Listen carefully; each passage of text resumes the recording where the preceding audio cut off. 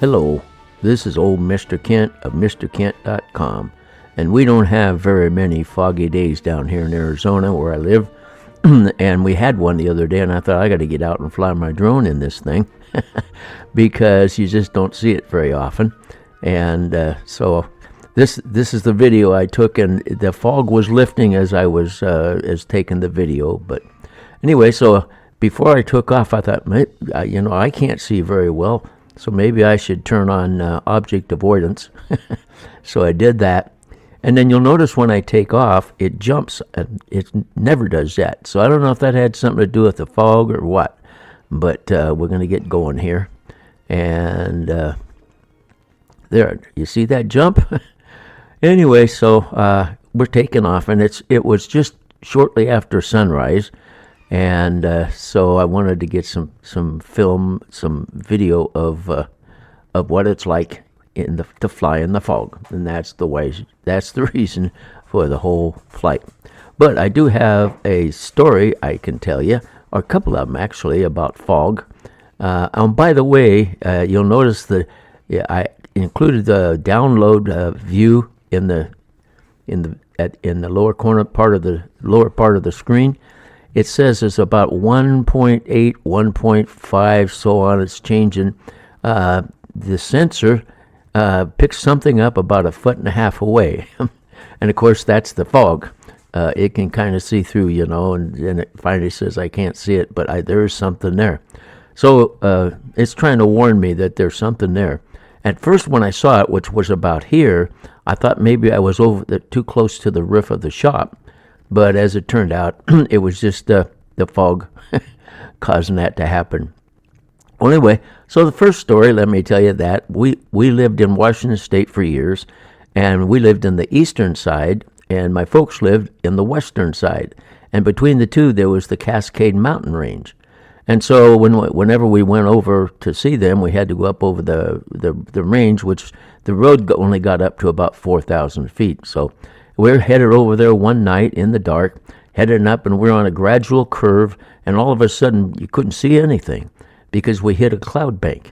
And, all you could see was your lights in the fog, and so, naturally slowed down until I could find the fog line that goes along the edge of the road, and we followed that for a while until we finally got out of the fog, and we made it home, or we made it to see my folks okay. And so anyway, as we fly along here, I've got another story I'll tell in a minute here, but down below there you can see that my son purchased himself a forklift. It's a 70s vintage forklift, and it's going to take some work, but he's been kind of wanting a forklift. And so, and as you can see, we can't see very far, maybe 1/10 of a mile or so, and so it was fun. It was foggy. Well, anyway, so the second story is a little more challenging. Back when I had my Cessna 150, and I had this friend who liked to go flying with me, and I really enjoyed flying low and close to the ground. And so this one day we were out, and by the way, the area where we lived was in eastern Washington is desert, and so you can fly low for a long time and not. All you got is sagebrush, and so, and once in a while a power line that you can go under. So anyway, we're flying along, and as we're going along, it looked like there was a ridge up ahead, which we were about 50 feet off the ground, and it looked like a ridge up there, and as we were headed towards it, I wasn't watching the altimeter, but anyway, because it would drop off like into some kind of a ravine or a valley or something, and so I didn't know for sure what was up ahead, but I could see we were heading for a ridge. And as it turned out, as we got closer, by the way, that's his friend picked that Chevy up, and he's got an engine to put in it, so my son's going to be helping him get a new engine put in that. He bought that for a very good price, got the engine for a very good price too. So anyway, we'll take a closer look at the forklift. And while we do that, so anyway, we got up to where it looked like we were going to go over or fly over the edge of some kind of a cliff, but it wasn't the edge of a cliff. It was the solid edge of a cloud bank.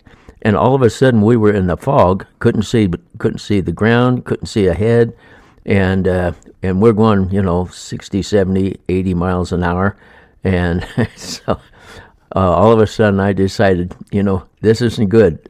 So you give it full power and you just start climbing, and I climbed until I got 150, 200 feet above the ground, and then you do a 180 turn and head the opposite direction to get out of the fog bank. And so as it turned out, we started seeing the ground as we were headed the opposite direction. You could kind of see the ground through the fog, and then finally the fog disappeared. And so then we decided, okay, we're just gonna head home because it was not a good day to fly. When there's fog, it's because the temperature and the dew point are equal. And I didn't check that before we went to fly. So anyway, you don't fly if the temperature and the dew point are the same, because that means there's going to be a lot of moisture in the air, and you're going to get some some fog.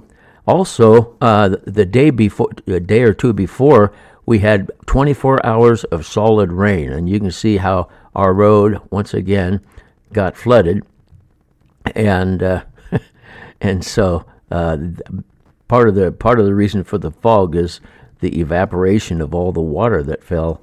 It fell for a long time. I mean, it was like it never stopped. It wasn't like the storms we usually have. It was just a strong, heavy rain, and so anyway, as I flew, you can see that the sonar thing on the bottom isn't picking up the fog anymore, because it's the fog was dissipating, and by the time I got in the house and put everything away, the airport reported that they had 1 mile of visibility. So I got I got out there and got it done.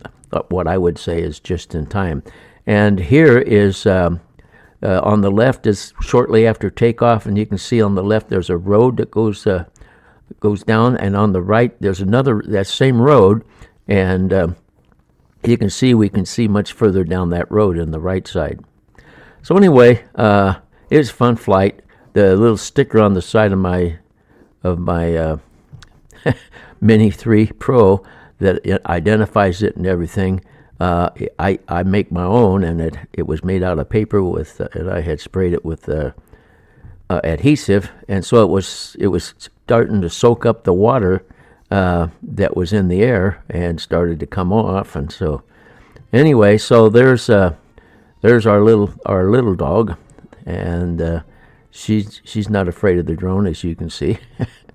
And she's just kind of hanging around watching. The dogs like to go out with me when I go to fly, and I don't know why, because they're not drone fans, but maybe they're just nice dogs. So anyway, as I come into land, I want to thank you for watching my video, and God bless.